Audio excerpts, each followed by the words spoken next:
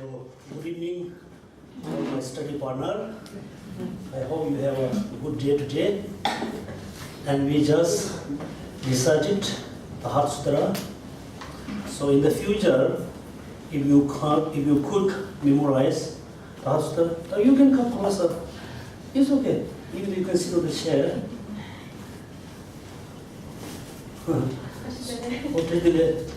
So, even though Heart Sutra is a very short text, if you are able to memorize, it's very important and very useful. One. Second, something you think Heart Sutra is very short is not useful. If you know the meaning of Heart Sutra, it can explain all the practices. Practice of great compassion, practice of bodhicitta, practice of 6 prajaparamita, and as well practice of 4 noble truths, practice of 12 links interdependent, and the 16 practice of 16 emptiness. So in the future, I think please everybody try to memorize the Heart Sutra. Also, when you face some problems, then we always remember recite particular mantra or tantra or chant. So if you have some physical problem, if you need some kind of praying or like things, just you recite the Heart Sutra.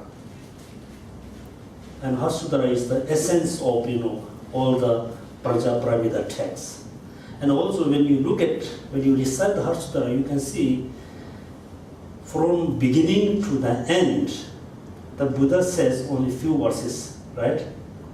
What the verse says, the last one? It is just so. It is just so, it is just so. So beginning to the end, this is only the one which is Buddha's thought. But, so we still, believe the Heart Sutra is teaching of Buddha Shakyamuni.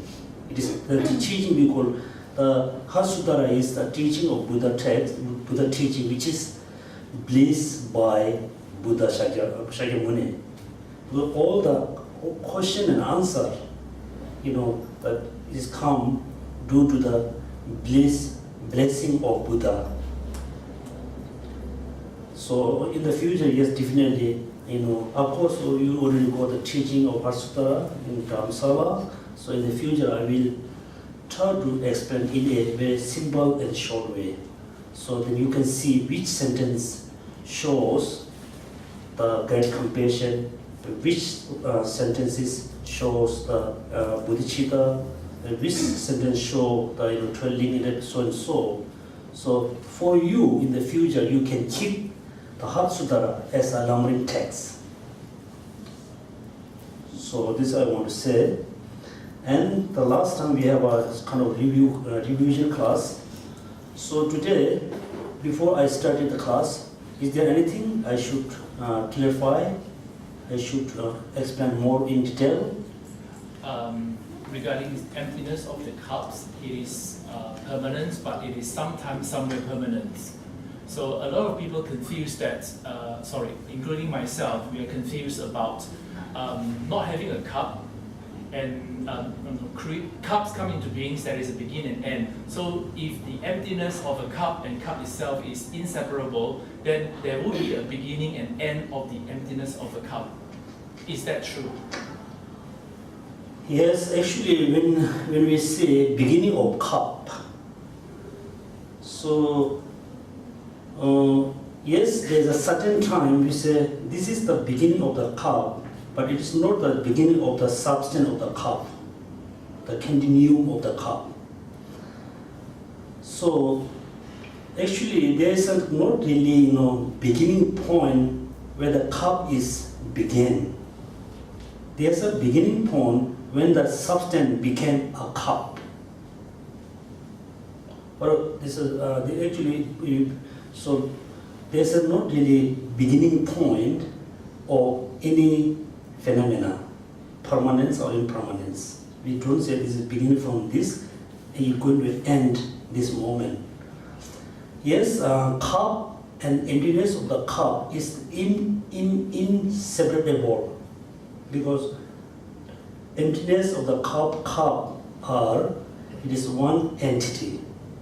It is look like usually you give example, two sides of the one coin. And also, it's so important to understand, it's so important to know the cup and the emptiness cup is one entity. Because when we practice emptiness, we shouldn't be avoid the conventional truth, the cup. When you practice the conventional level truth, you're not going to avoid the emptiness. Because if you don't have a good understanding of emptiness and cup of the emptiness, then you're not going to understand the reality of the cup. That's why we Buddhists, according to Buddhist philosophy, according to the Buddha teaching, the two truths is always one entity, based on any phenomena. Based on any phenomena, like positive phenomena, negative phenomena, always one entity. Look like the conventional truth is manifestation. Is a manifestation of emptiness. The emptiness is look like the source. Can't look like source of the conventional truth. For example, if this cup, the nature of the cup is not emptiness, then there's no way that the cup come into exist. In general, I said, if there's no any space, empty space, we cannot walk, we cannot move things here and there. There's an empty space, we can build, we can move here and there. The thing is not really empty of inherent exist.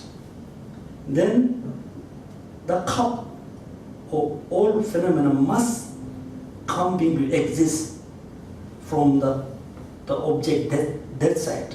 That means the cup or everything must exist independently. So according to Buddhism, there's not any single phenomena which exists independently. If the thing exists independently, then the thing is not exist inherently, solidly, because it depends on something. For example, you can see that the tripod is stand over there with the three legs. Then we can say, yes, the camera exists on the three leg. Then the camera is totally depends on the three legs. Except all phenomena is all phenomena, positive, negative, permanent, impermanent, every phenomena exists, independently, dependently, depends something here and there. So when the cup come into exist as a cup, then the cup has a continuum, because the first there is a kind of dust, it mixed with the water, we make a clay. The clay. The clay transformed as a cup. Then we can see there's continuous coming from previous, but the emptiness is not like this. Not like this because we can see when the substance changes, the substance of the cup, the cause and the condition, something changing, that the cup must change. Emptiness is not like, because emptiness doesn't have a continuum, it doesn't have a substantial cause, it doesn't have a cooperative cause. That's why we said, cup is impermanent, and emptiness of the cup is permanent. And also, yes, everybody think maybe the impermanent is, so emptiness is impermanent. Because one of the very famous scholar and very practitioner of the, I think, Kalachakra, one of the Lama is very famous scholar. He is very high practitioner of Kala Chakra. He says in his text, all phenomena are, compounded phenomena. Compounded phenomena. And all phenomena arise through causes and conditions. So in general, all the Madhyamaka school, autonomous school, mind-only school, they accept. They say emptiness is permanent. Can I ask you this? Because you give the example of dust become clay and become cup. So emptiness of dust, emptiness of clay, emptiness of cup. Dust is the direct cause of clay. And clay is the direct cause of cup. So why can't the same thing be used to describe emptiness? Emptiness of a dust is the direct cause of emptiness of clay, and is the emptiness of cup. If I break the cup, so there's no more cup, so I break the emptiness of the cup. Why this cannot be established according to your explanation? Yes, because usually, the cup sometimes can become bigger and sometimes become smaller. But we don't have the emptiness become bigger and smaller. And also we say, the cup is beautiful, this cup characteristic of the cup. If the emptiness of the kele transform as the emptiness of cup, then when the kele we extend, we make a bigger the kele, then the emptiness must become more bigger and bigger. There's no way we can explain this way. But in order to know emptiness is impermanent, then we have to know, I said before, that there's two different types of mind. One is, conceptual thoughts. One is non-conceptual thoughts. For example, within all the five senses, all the five minds, which depends on the five faculties, they are, we call, non-conceptual thoughts, because it comprehends the object directly. Between there is nothing. The conceptual thoughts, when they perceive any particular object, in general object, there's always something gap between object and subject. And also, due to the different conceptual thought, then we have a different concept. Due to different conceptual thoughts, then we have a different concept. For example, look at, within the one cup, we have so many different names. This is a cup, this is a form, this is a yellow, this is a nice, this is a beautiful, this is a, not beautiful. But one particular object has so many different names. Why one particular object has so many different names? All the names are coming from the conceptual thoughts, not the non-conceptual thoughts. So when we have a class about mind and mental factor, then we can explain more in detail about the conceptual thoughts. For example, when you see some new object, that moment you don't have any idea what kind of object it is. You just see the object, you don't have any idea what is this. Then you ask, what is this? Then somebody say, this is cup. Then you thought, oh yeah, this cup. You don't have any reason that people say this is cup. You just follow the people's thoughts. You just follow the people, kind of the idea. And when the people say this is a cup, he or she doesn't have any kind of reason. They just give the name randomly. But sometimes the names we give as a due to their function. But somebody give you like Mr. Lee, There are no any reason, just say you are Li. Since that you thought I am Li, and that name is come through the conceptual thoughts. Yes. Is there anything I must clarify? Yes. I have a question. In relation to a contradictory phenomenon, can a permanent phenomenon such as emptiness exist in an impermanent phenomenon? Sorry? Can a permanent phenomenon such as emptiness exist in an impermanent phenomenon? Exist mean like contradict? Yeah, together. Oh yeah. Of course. This is good question, good thoughts. Impermanence and permanence phenomena are contradictory, but it coexist at the same time in same place. For example, the cup and the emptiness cup always coexist same time. Generally we say, well, two things contradicting means look like totally two look like enemy, not like this. That's why conventional truth and ultimate truth are contradictory phenomena, but that always coexist. Because if there is no ultimate truth, then there is no emptiness. If there is no emptiness, then there is no ultimate truth.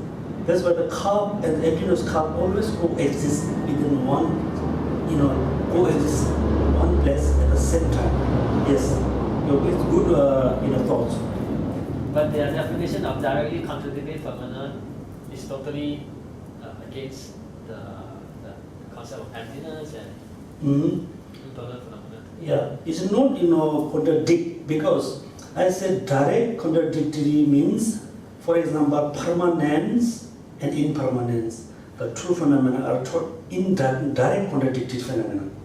For example, when I say the phenomena is permanent, and directly you are saying it is not permanent. When you saying the phenomena is permanent, also directly saying it is impermanent. Direct contradiction is not like on the one place it cannot live together, cannot exist together. It's direct contradiction meaning your mind. As I said before, if I say the cup is yellow, I'm not saying that the cup is not small. When I say the cup is small, then I'm saying the cup is not big. If I say the cup is big, then I'm saying the cup is not small. Look like it's totally the two concepts cannot coexist in your mind.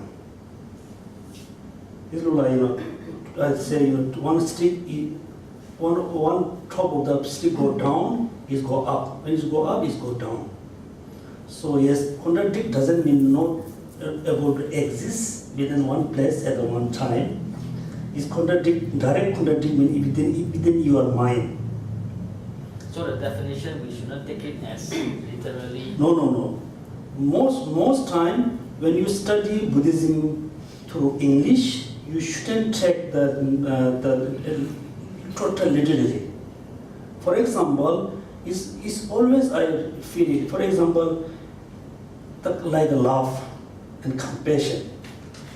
So generally, the English term, I say, I love the painting. This means you have a kind of love towards the painting, flower, cup, house, and car. According to Buddhist like a term, we don't use the love towards flower. We have a love only for sentient beings, or like a kind of we have a love only towards sentient beings. Look at the love. Term in English is different. Also contradictory is in English is different. You shouldn't take literally that meaning. Any question? Geshe, Yes. do you think there's a better term to substitute this term permanent, or how do you define permanent? Is it the swabhava equivalent? Because in Buddhism we always have a debate, right? Mm-hmm. That you want to avoid this inherent existence, the swabhava. So you are coming back to the Madhyamika, or in Theravada parlance also the middle path, right? Mm-hmm. So in order to avoid that, you are trapped into the substantialist claim, like the Dopopa or maybe the Hindu. Is it a better term that so that you can use emptiness is interdependent, like Lama Tsongkhapa has explicated? Emptiness, yeah, because it's also, it comes from English. Yes, you usually say the cup is empty. When you say the cup is empty, means there's nothing in the cup. But according to the Sanskrit term, we say Shunada. Shunada, I think Shunada comes from Shuni. Shuni got zero, right? Zero. Yep. Nothing is like zero, degree zero. Because there is a zero number, due to zero there's a one number. Shunada means Shuni. Shuni means like a kind of totally zero. That means, look at, in the reality, look at this is a big hall. Maybe 40 or 50 years ago, there's no hall, no wall, no door, there's nothing. But everything come together due to the certain factors. If you go more deeper, for example, we can see the painting. If you go particular corner painting, you can see there's 1 inch of the painting. If you go more deeper, you can see that there's a half centimeter of painting. If you go more deeper, finally you can see there's very subtle substance. If you still able to break the subtle substance, the finally in the reality level it's not like totally zero. It beginning from the zero, 1 substance, 2 substance, 3 substance, like bigger, then there's a big house, big hall. It's starting from kind of 0 point. I think it's good to use the Shunata. Shuna is kind of Shunata. And also, usually we don't say, emptiness. We say emptiness of inherent existence. Emptiness of kind of, emptiness of undependent existence. Emptiness of inherent existence, emptiness of independent. That's mean, look at, when I say the cup is empty of water, what do you negate? You negate water. Water is not in the cup. Then I said the cup is empty of inherent phenomena, independent, because independent, the cup is empty of independent phenomena. That means you can understand, yes, the cup is not exist as a independent. The cup is exist as a dependently. So as a Buddhist, that interdependent, that the concept of dependence is very, very important, also very, very useful. Very useful. That's why look at, we have a suffering since we born. We just forget about previous life and next life. Since we born, so we have been facing some problem here and there, bigger or smaller. But the problem which is we facing in the past, we faced in the past, we are facing now, we will face in the future, the problems is also kind of dependent. It's come from dependently. That means that is showing that suffering has some causes and condition. If you really don't want the suffering, then you must change the causes and condition of the suffering. So that's why the concept of interdependence is very important. Due to accept the interdependent, then we don't accept the notion of God, notion of Atma, notion of soul. So that's why we call the logic of interdependence is the logic of the king. The logic of interdependence is the logic of the king. There's so King of the logic. king of the logic. There's so many logic. The logic of for example, I say, for example, this thing is not exist. It is not exist. Oh, this thing is not exist inherently.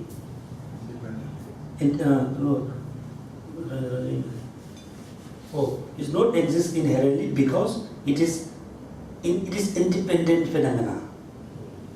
Not exist inherently because this book is independent phenomena. Okay. That means the thing is, or the things are independent phenomena, then necessarily not exist independently, must exist dependently. For example, just in case, if this book exists inherently, then it must inherently exist in one, in or two. Okay? This particular book, if just in case exists inherently, then exists inherently one or two. If the book exists inherently into two, then we cannot call this book is one, because we say this is two book. There's no way we can say this book is true. But it has a lot of page. Generally, this is one book. So it's not exist inherently because just in case if it is exist inherently, it must exist inherently one or it is true. So in that case, why should you call emptiness is permanent? Permanent means not changing, right? It's like something not changing due to their own causes and condition. But it's still, there's nothing permanent, right? You still have to depend on other factors for it to exist. Also other factor, you shouldn't say, for example, I think everybody must understand, we have Eastern Mountain, right? Why we call Eastern Mountain? Because there is a Western Mountain. Yeah. Without Western Mountain, there is no Eastern Mountain. But the Western Mountain is not causes and condition of the Eastern Mountain. They don't have any condition. Yes. They are not a causal condition. Right? When we say factor, it doesn't mean necessarily they are like a causal and condition. So there's a kind of, it depend each other. The Eastern Mountain and Western Mountain depend on each other, but they are not causes and condition each other. Because we call this is Eastern Mountain due to exist Western Mountain. But the link is not link of the there's no any causal and condition link between two of them. So when the basis usually we say when the basis has changed, but the emptiness is changed. But the emptiness is changed not due to their own causes and condition. I said before, we have two different types of impermanence, gross and subtle level. The gross level impermanent must depend on other factors. For example, if somebody have a hammer, just drop on this watch, then you can see the gross level of impermanence of the watch. The gross level of impermanence, must come from different factors. The subtle level of impermanence must come from their own causes and condition. That's why we say we usually say in the philosophy term,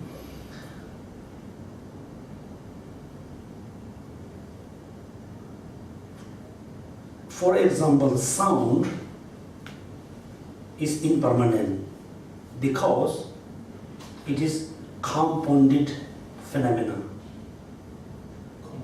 compounded phenomena. If the phenomena is compounded phenomena, it necessarily be impermanent. And the sound change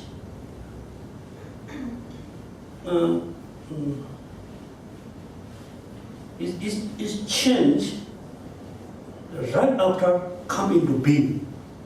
Okay, all the cup, the pen, all the impermanent phenomena must have a change, must change, come into being within one moment. Because it's come into being as a changeable.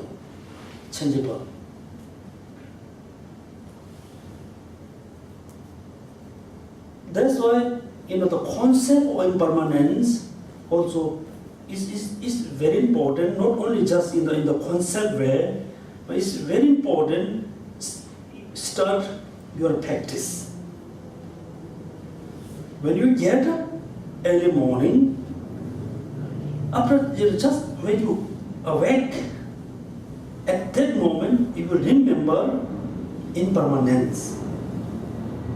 Then you have a kind of sense of little bit fear. If you keep the thoughts about impermanence whole day, then for you, I think not really going to do the bad things. Because I'm impermanent. I never know. I will die maybe in the evening or afternoon, or maybe within 1 hour or 2 hours. And you think, yes, I must do best as much I can. That's why the notion of impermanence is very important. That's why the best notion of the impermanence is the best notion.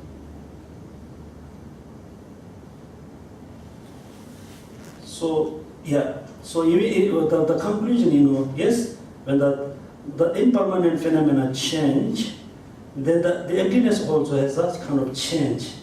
But it's change not due to their own causes and condition. It's change because due to the basis has gone. We call basis. Yes, any things? Okay, so then we move a little bit different subject. So we talk about the causes and conditions, and also we talk about the 4 elements. There's nothing I can talk more. Then, so I want to talk one thing. So how when we comprehend any phenomena, we must need 4 important factors, 4 important causes. For example, when you're hearing a sound, the sound is an object. Without object, there's not any consciousness. The consciousness always needs an object. The object is falsity or the truth. There is some object. In order to perceive, in order to understand whatever, we need a subject first. Second, we need a cause. Not only the subject. If there's a subject, if there's a sound, if there's not any other factors, then you cannot hear. The number 3, in order to hear the sound, you need the air faculty. Air faculty. Or there's a sub-object, there's an air faculty, but not necessarily you can hear the sound. What we need? We need air consciousness.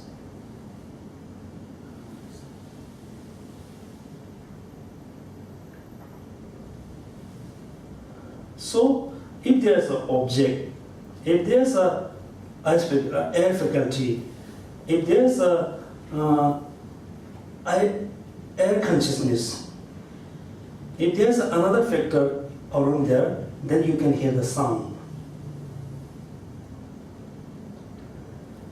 Same as, when you have a kind of negative emotion, negative thoughts, you need the same factors.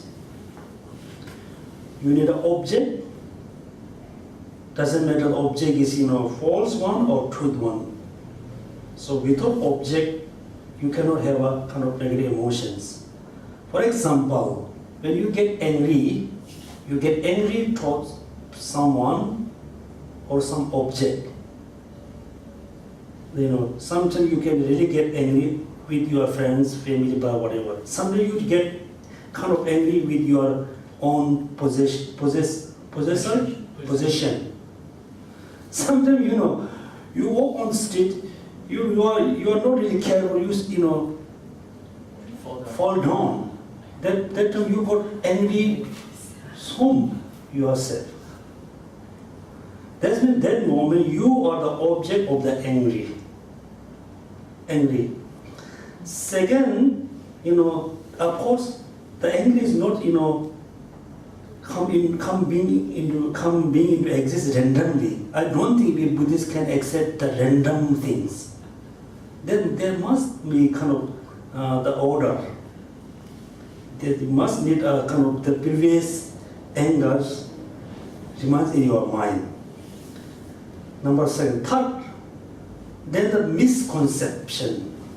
Misconception is very important factors. So through study about the sound, the air faculty, air consciousness, then you can understand, I can hear the sound. Same when you have any kinds of negative thoughts and action, thoughts and emotion, you must think, yes, this particular object or person is my, kind of an object of my angry. Due to this factor, I have angry. Not only the object, due to my own, anger already there, is arising more stronger. That means all the negative emotion when arising within us, there are so many different factors involves it. If you think this way, so in order to reduce this negative thoughts, emotion, then you have to think so many different direction. Then you try to understand what is the main factor of the negative emotion. So when you hear the sound, you need to think what is the main factor? The sound, the air faculty, the consciousness, or other factor. Yes, without sound, even though there's air consciousness, I cannot hear. Everything is very important. All the factors are very important in order to hear the sound. So, if you don't want to hear the sound, what you need to do? Maybe you need to, just plug something in your ear. When you take out, you can still hear. So what do you need to do? You really don't want to. If that sound is totally bother you, then there's just two ways. One, you just totally ignore the sound, or you just try to change the way of thinking of the sound. When you get upset, angry, whatever, you just totally just ignore about the person, the object, or you just change the way of thinking. For example, your neighbors always bother you. When you meet them, you feel upset, angry, not happy. So how many days you can go over this kind of circumstances?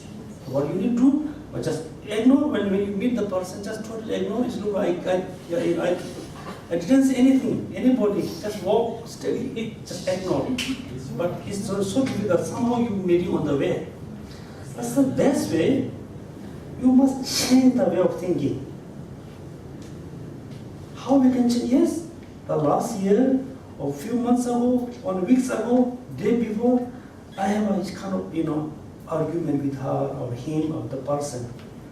Yes, the arguments not only come from their side, him or her side, also come from my side, also my faults, not only them, and for you very easy to reduce.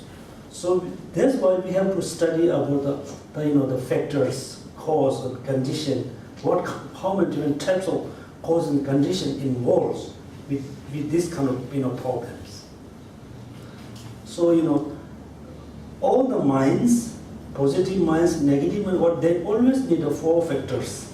You can read the chart, they mention very clearly, right? So now, right, is there 4? Not more than 4, right?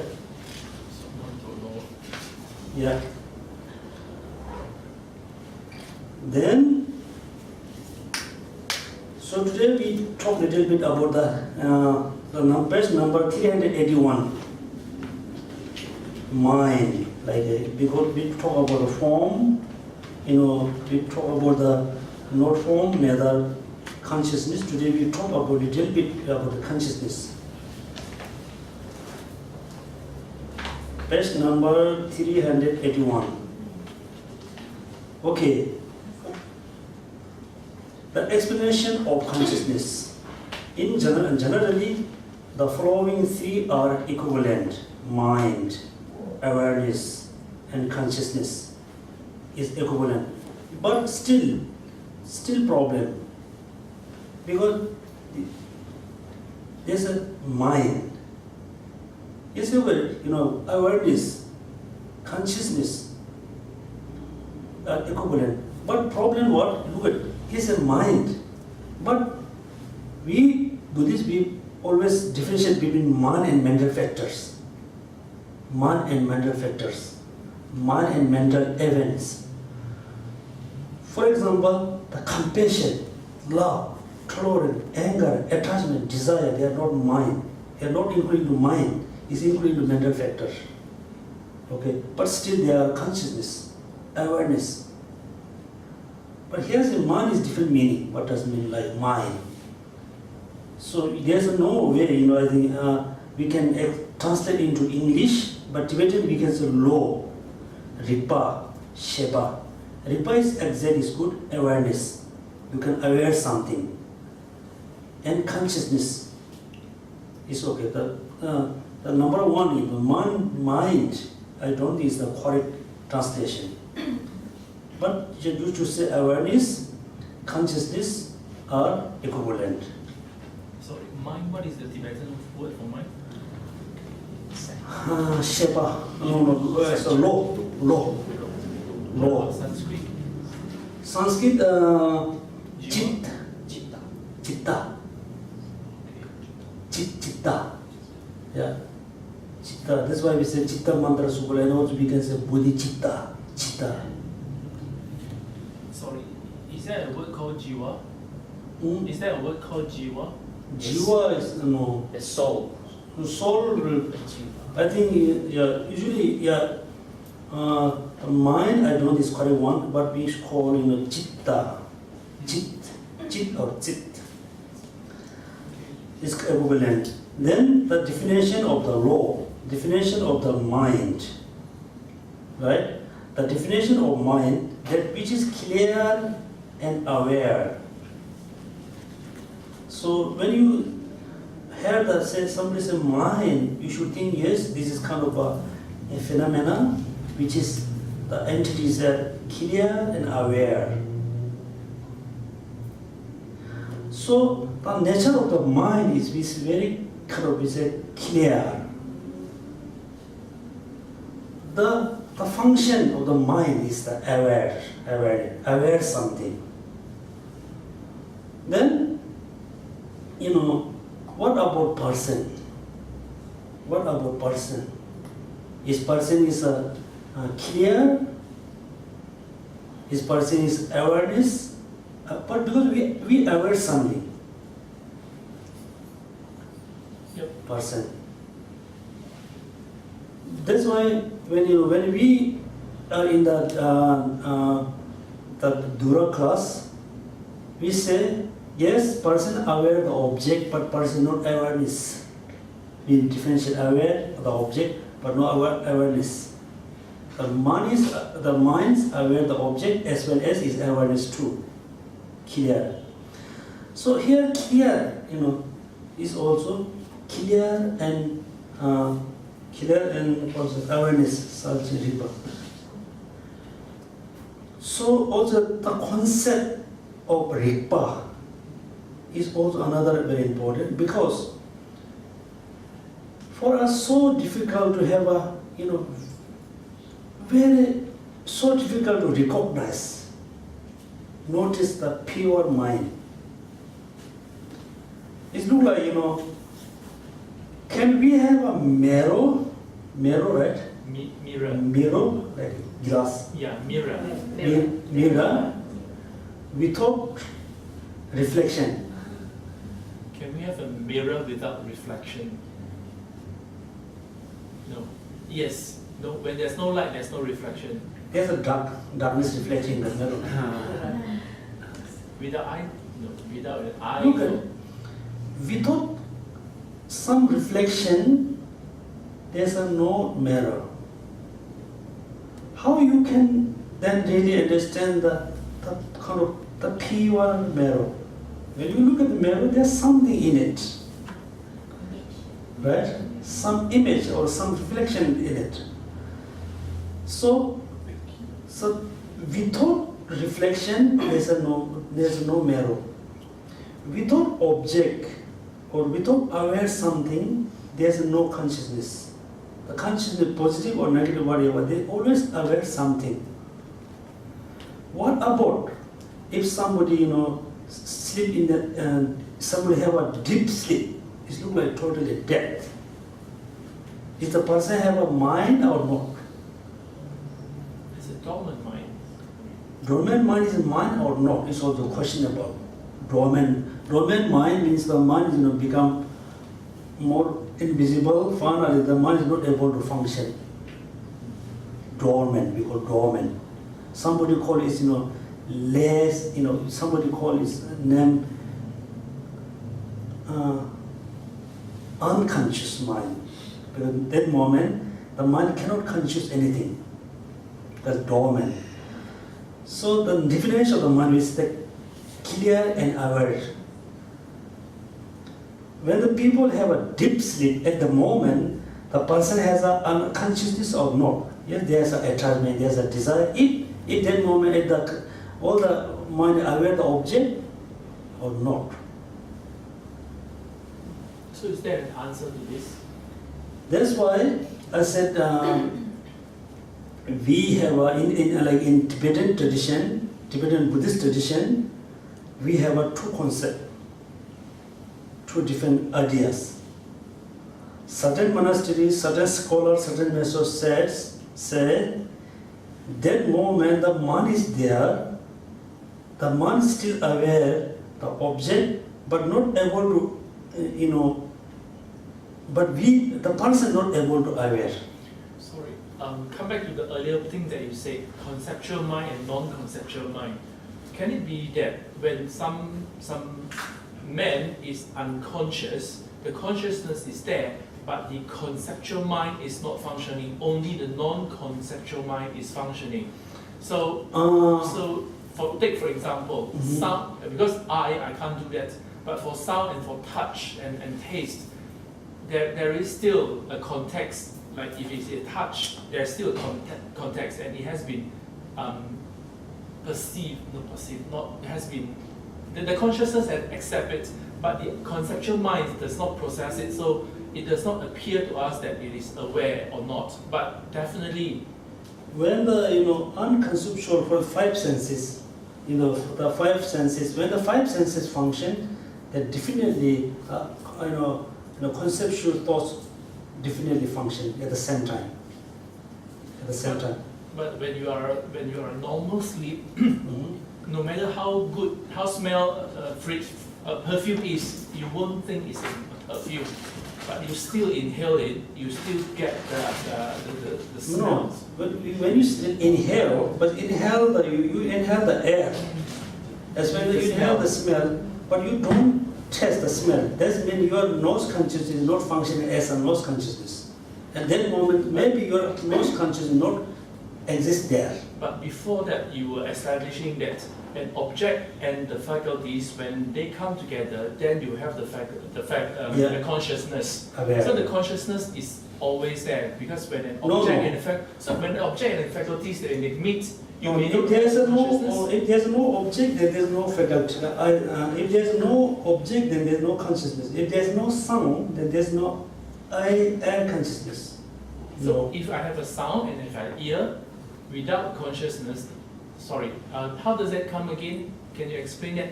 No. If you have an without object, without sound, then there's no air consciousness. Yes. Now, if without air consciousness, then maybe there's no sound. We cannot call the sound. So I make a sound.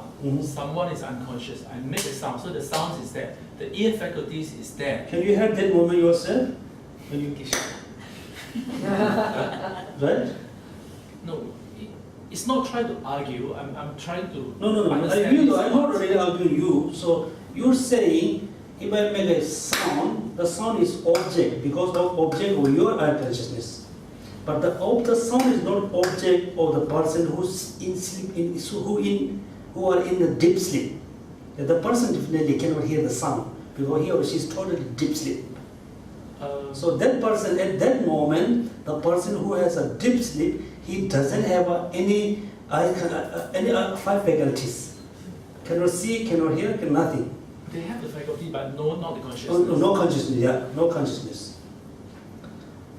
So the sequence is the object, the faculties. The moment object and faculty meet, the consciousness arise, or the consciousness present, We function together. established. It's function together. So three things together. Not one of first, not one of second. The object, eye consciousness, the eye faculty function at the same time. So three things come together. Yeah, always. So you can have a faculties without a consciousness. Faculty, yeah. Faculty, for example, faculty is the form. So how? When somebody become unconscious, some people fan, and that moment, yes, all the five faculties are there, but no consciousness, no five senses. Five faculties five faculties, eye faculties come in with piece of meat or piece of liquid or something. It's always there.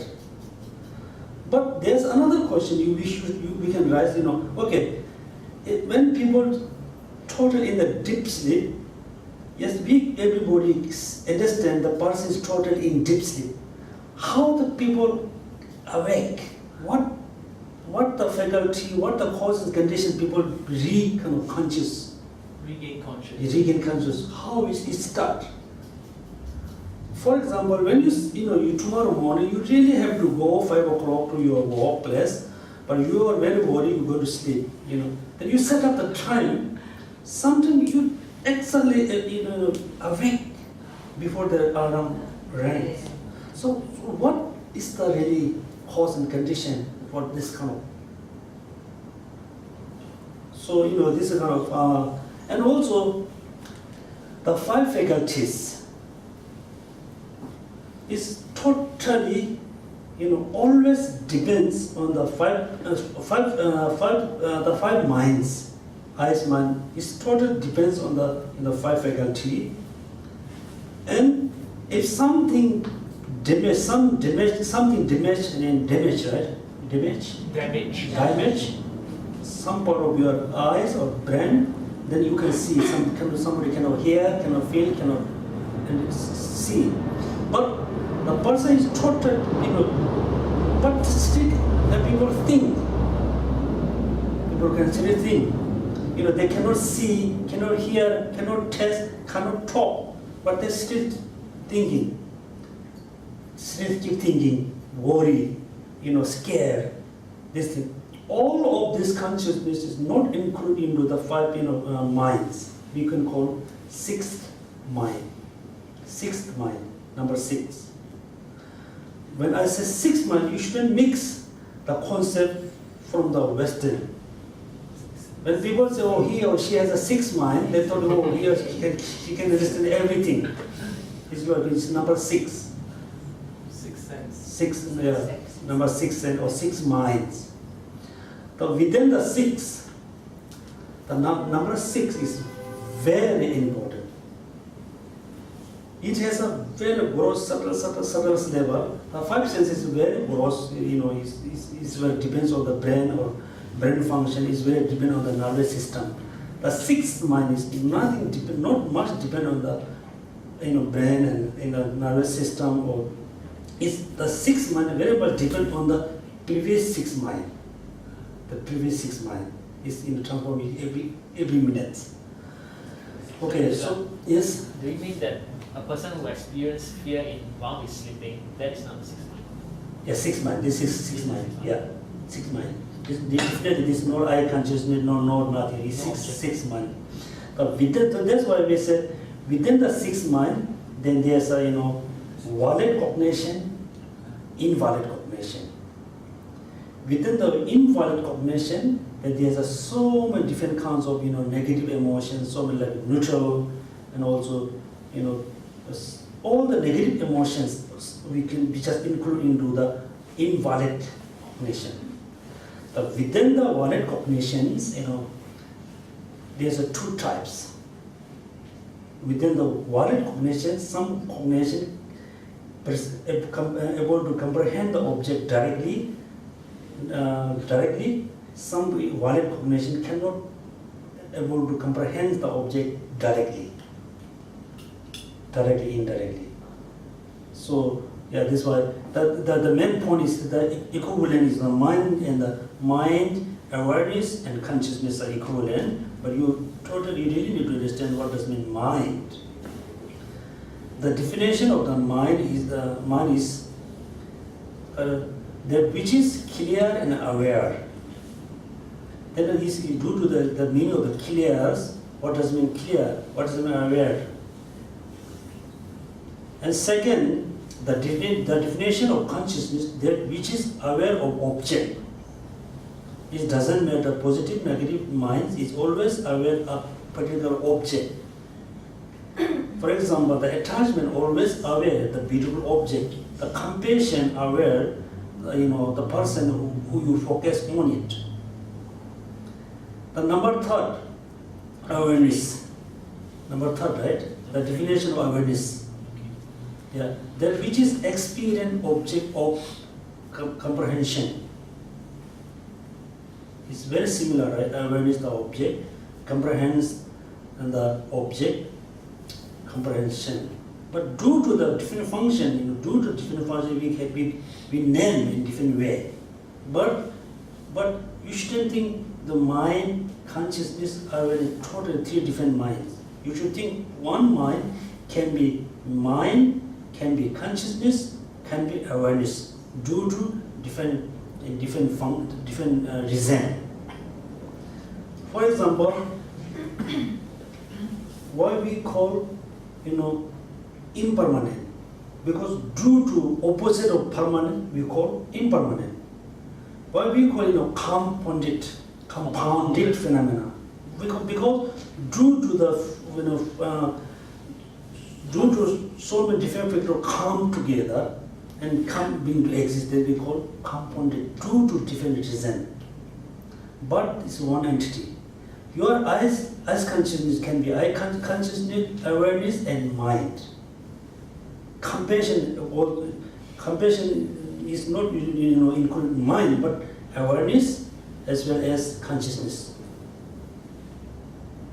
Then look at, I said compassion, not mind. What do you think? Compassion is mind or not mind? Mental factor, not mind. Then the next, when we study about the mind and mental factors, somebody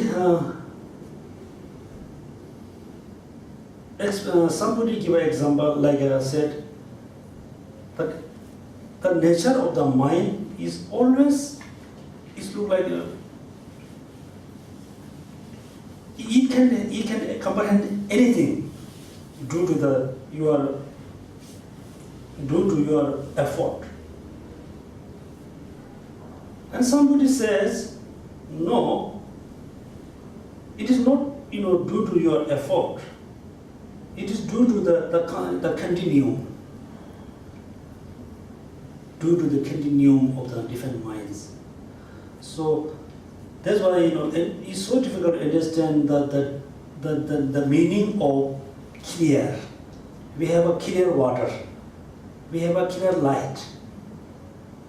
But what does mean the mind is clear? What does mean mind is clear? It's not in a Tibetan term, but it's also in Sanskrit term. This mind is clear and awareness. The next, a basis for definition on eyes consciousness. For example, the eyes consciousness is mind, consciousness, awareness. So, how many branch of subdivision within the mind? There's a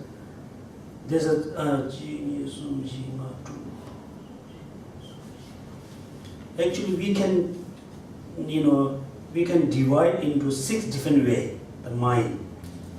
Someday you can say valid cognition and non-valid cognition. Someday you can say the mind has 2 types, one conceptual thoughts and non-conceptual thoughts. Someday you can say mistaken consciousness and non-mistaken consciousness.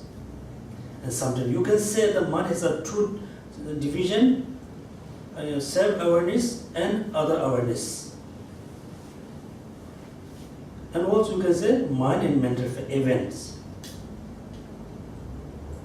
So here is 1, 2, 3, 4, 5. Someone saying is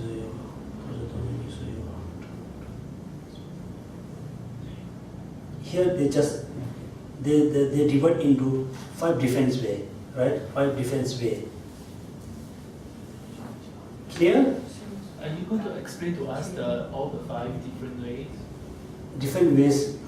Yeah. How many subdivision the mind has? We can say yes. There's 6 different ways. We can have a category. 6 different ways. Sometimes you can say the mind has 2 divisions. Subdivision, which is valid cognition and non-valid cognition. This means all the minds must be valid cognition or invalid cognition. There is not any mind which is not valid cognition, neither invalid cognition. All mind must be include 2 of them. Then what about the compassion? What about the bodhicitta? Are they included into valid or invalid? Which one? We say yes, it includes valid cognition. But due to the definition of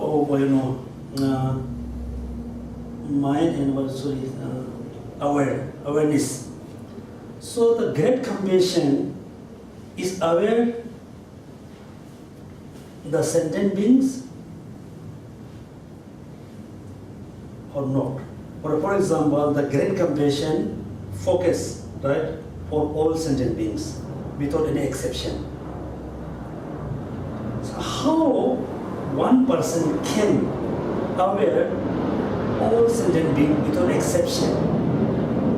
Of course, when you practice great compassion, in your imagination, you just start to feel it. All sentient beings are on you, and you just focus on all sentient beings. You are not really awareing, right? Awareing or not. So we don't know how many sentient beings. Just forget other planets, just within the Singapore. We don't know how many sentient beings exist in Singapore. How you can aware all the sentient beings? How you can aware all the small insects? What does mean aware? So great compassion is not a mental factor. Great compassion is not, it's mental events.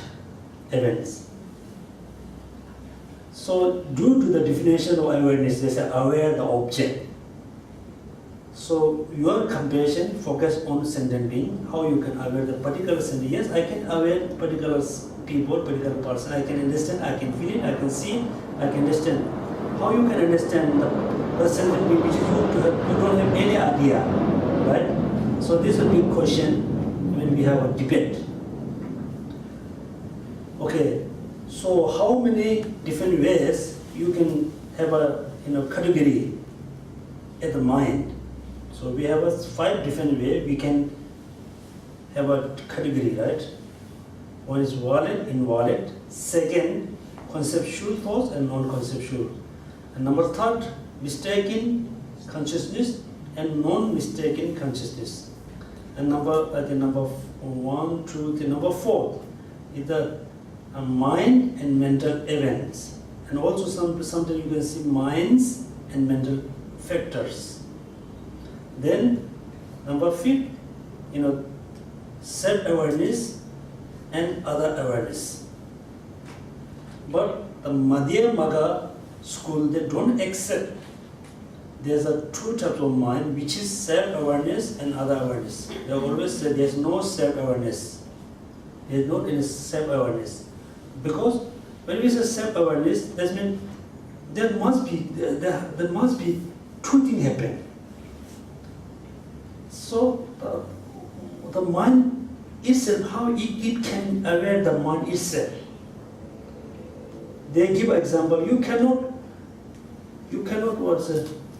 write. You cannot sit on your shoulder. Right? You cannot sit on your shoulder. You can sit other people's shoulder, but you cannot sit your shoulder because you are just one. That's why the Madhyamaka school, they don't accept self-awareness. Not yet. Yeah, It's 15 minutes. Yeah. So the Madhyamaka school, they don't accept self-awareness. Okay, the number 1. What does mean valid cognition? What does mean non-valid cognition?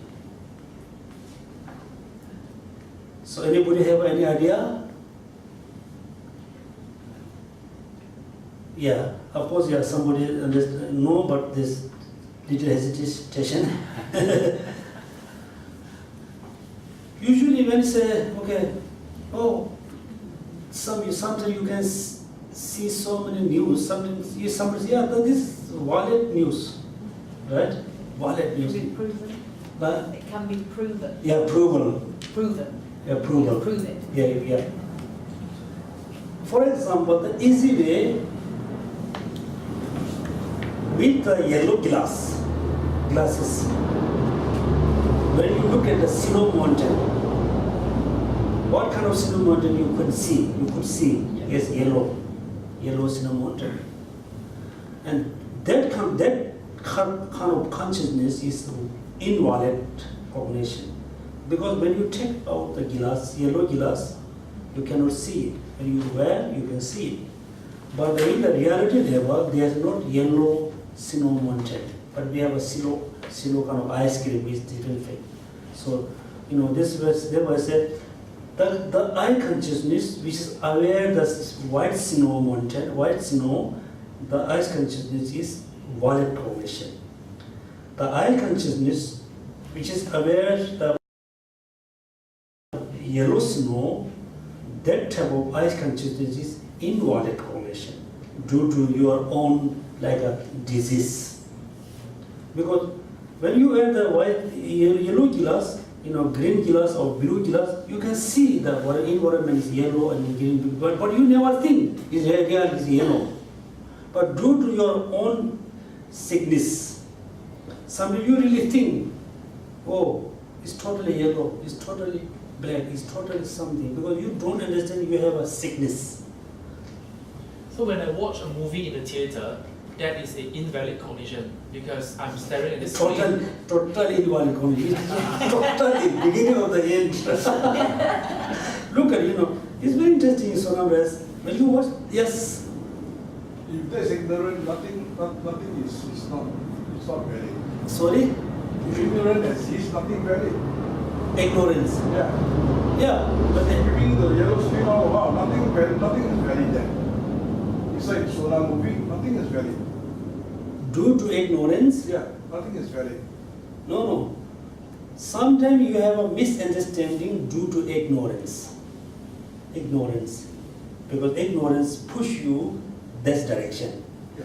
Sometimes you have a misconception, misunderstanding due to not like ignorance, due to like a other factor, wearing yellow glass.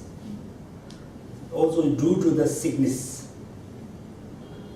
When we say valid and invalid, if the thing is provable, which is you think about, then we can say it's valid.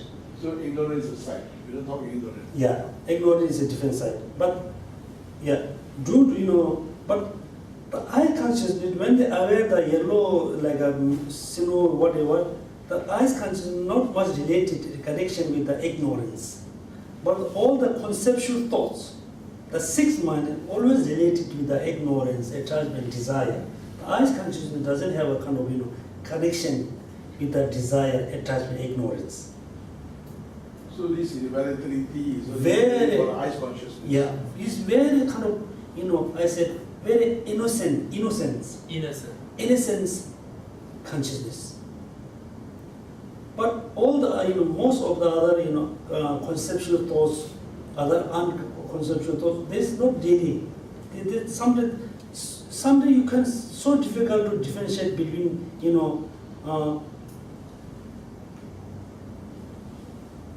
it's due to the ignorance or due to different factors. So difficult to differentiate the mind when the mind is arising. So that's why I said when you when you see a yellow cinnamon due to your sickness, then moment many people never think due to my sickness I can see it, but we really think there's a yellow kind of cinnamon. This is we call invalid because you cannot prove to other person this is yellow. And the people who can see the snow mountain is a white, you can prove is white for everybody. Then also there's a big debate. What about when you look at the moon? This us can choose invalid or invalid. What do you think? Okay, so now just imagine you are looking at the sky. There's a clear today's full moon. Today is full moon. Yeah. Look at, you can see there's a full moon. So that time you have a eyes consciousness. It is valid or invalid? Valid. Everybody? Okay, if you think it's a valid information, what kind of size you are really perceiving the moon? Not bigger than the 10 feet. 10. Not even the north. Very small. But you are really mistaking the size of the moon. Right? The moon is very big, but we can see it's very small. So we are mistaken of the size. Someday we have mistaken of the shape. Someday we have mistaken of the color. When you go by like a ship, like ferry first time by car, the car is moving this direction. You think that all the tree is moving this direction. In that moment we have some mistaken minds. These mistaken minds come from due to the object side, not kind of the we have some problem eye region. And when the people can see the white snow mountain due to the jaundice problem, is that problem coming from through the five eyes faculties. So we have mistaken the size and shape and color. That's why I say everybody say, when you look at the moon, you think it's a valid combination, but not really. So we have some kind of invalid combination. If you taking moon as an example, none of the things that you see is the valid cognition because the distance is involved. So you will never perceive it as it is. Yes, we so difficult to prove the exact shape, color, but we still can prove there's moon, there's mountain, there's yellow, there's below. The same goes for the job. Geshe, but can I say that the moon, the size of the moon, is valid on the basis that it's perceived from Earth? Yes, valid. Valid. Is valid combination for the person who perceives the moon, but it's not valid for the size. It's valid for the moon. It's valid for the moon, but not the size. So on that basis, it's valid. Can I say that? Yeah, Okay. valid. Geshe, can I check, is your this talk on valid and non-valid based on Dharma Kirti, Pramana Samuchaya? It's a pratyasa and inference, right? It's the valid cognition, direct senses. Yeah, there's a huge big difference between the Dharma Kirti is included the 2 lower schools and the Madhyamaga and the Nagarjuna. There's a huge differences between them. According to, this is which you mentioned, according to like Chandra Kirti, not Dharma Kirti, Chandra Kirti, Davatapa, according to Madhyamaga, according to Nagarjuna, he said all the sentient beings' consciousness are totally mistaken, unvalid. I remember that's Totally mistaken minds. so. What about? I remember there's one segment that when they say that, you know, on a relative truth, if everybody accepts it, then it's considered a valid cognition. Like the moon, right? Nobody will say it's a square. Everybody on Earth will say, oh, it's round shape, and even though we have different languages, we will still call it yellow big moon. Yeah. So it's valid, right? What do you mean, everybody accept? Conventionally speaking, on a So, like, relative- Puri, or certainly there will be one who see that the moon is square, but he might have invalid cognition Yeah. from our point of view. so, according to Madhyamaga school, according to Nagarjuna tradition, there's a most people accept that is we just follow them, not certain people. And even though you said, if everybody accept us, so it's very funny thing. If everybody accept, do you think can be true? Not necessarily. Not necessarily. Everybody says false, it's not necessary to be false. Yeah. So how we can make a judge? This is true, this is false. How we can, in general sense? What about the difference between, we've had men on the moon so that they can prove the size it is, but some of the other planets that we can't see. So is there a difference between, there's an element of proof in the moon. Mm-hmm. So even though when we look at it, it's non-valid because we're not really aware, we haven't been there. Mm-hmm. But if there's another planet which Yeah. we can't see, or a star or something that we know nothing about, is that more or less valid or more non-valid or what? It depends on the Because you've got some person. proof from Yeah. the moon. It depends on the person. Somebody doesn't have any idea. There's we can talk this concept is valid or non-valid for the person. He or she doesn't have any idea. And we said it is valid or non-valid for the person. That means the person must have some certain idea. Without idea, we cannot say this is valid for you, invalid for you. They should have a certain idea. But not only that. Even though even though within this hall, this Sona mentioned is different dimension, the different distance. Somebody can see the objects big, somebody can see the objects small. Not only the distance due to the eyes vision. So when we are young, we can see the things more clear, more precise. Now we cannot see. So in the real, if you go really more precisely, it's so difficult to say, I can understand this particular object. It's so difficult to say, I can understand, I can see everything is perfectly. No. Because when you look at the eastern side, you cannot see the western side. When you look at from the western, you cannot see the eastern side. You cannot see one whole object within 1 minute, within one time. Then how you can say, I can understand everything. But in the conventional level, we just, he said in general people, we just follow the general idea.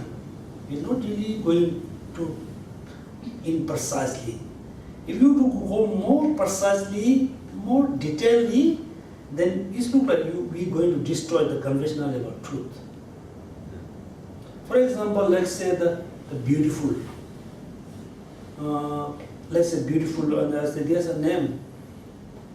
Universal? Miss Universe. Miss Universe. If you compare that what they recognized 10 years ago, what we are recognizing this time, what we will recognize in the future, the concepts have been changing constantly. Right? So 10 years ago, people recognize, oh, she's like Miss Universe because due to this size, this color or shape. If the shape, color, same lady exists this moment, I don't think she's going to win the Miss Universe. That means the concept, the conventional level truth has always been changed. There's no way so difficult we can say this is the valid one. Okay, we stop here.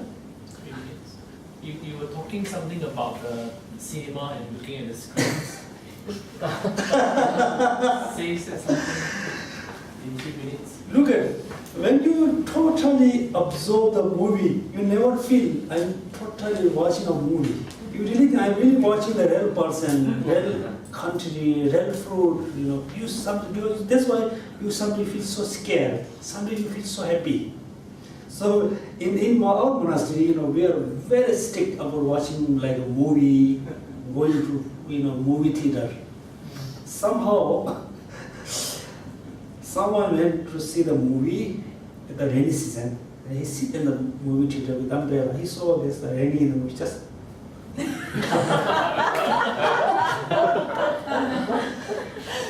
Look at, that's no, he never think I'm watching a movie. He thought it's real.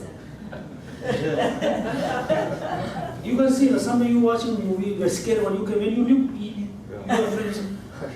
Like stories. It's in the reality, if everybody is like watching a movie, that's what we are. Sometimes we are scared, sometimes we are happy, sometimes we are upset. If you know, no, I'm like this whole movie, watching a movie is not real. If you think this way, yes, whatever I see, what I feel, it look like a dream. Yeah. Nothing exists inherently. It just happened due to different causes, condition. And you don't have a scare, fear. That's why in our monastery, I say very strict about watching movie. And somehow one of the monks, he went to the throne and he watched the movie. And after watching movie, he came back to his home. He said, "Oh, this is not good way that monks are not allowed to watch the movie. The movie is the best example of the impermanent. The movie is the best example of the non-exist inherently. It's the best example." Yeah. So that's why Buddha said in everything like a Dream-like. a dream, like a dream, like an echo. Echo, mirage. There's an example. But there's a better way we can note example like analogy. Analogy, right? Analogy. So, as a Buddhist practitioner, as a Buddhist follower, when you have when it's like a scary thing, you shouldn't be really totally fear about that. You should be, yes, it can be happening because of way of our life.